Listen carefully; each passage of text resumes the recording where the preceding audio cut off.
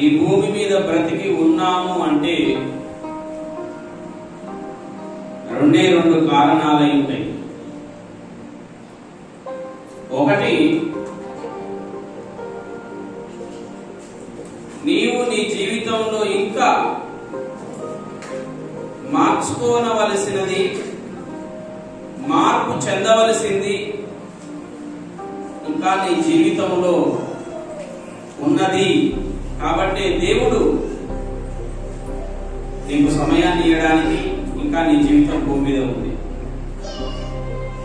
లేదా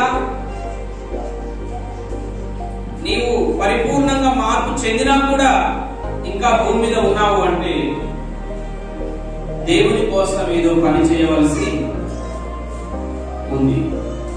ఈ రెండు కారణాలు, భూమి మీద మనిషి జీవము కలిగి ప్రాణము కలిగి ఉన్నాడు అంటే రెండు కారణాలలో ఏదైనా ఒక కారణమై ఉన్నది.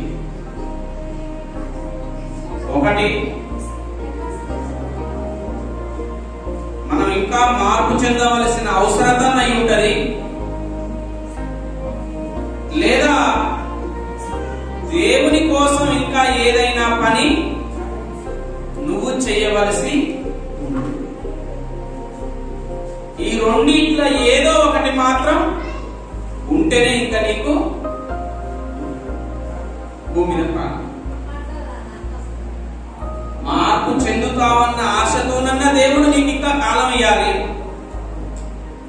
మార్పు చెందినాక కూడా బ్రతుకుతున్నావంటే దేవుని కోసం నువ్వు ఇంకా ఏదో చేయవలసి ఉంది.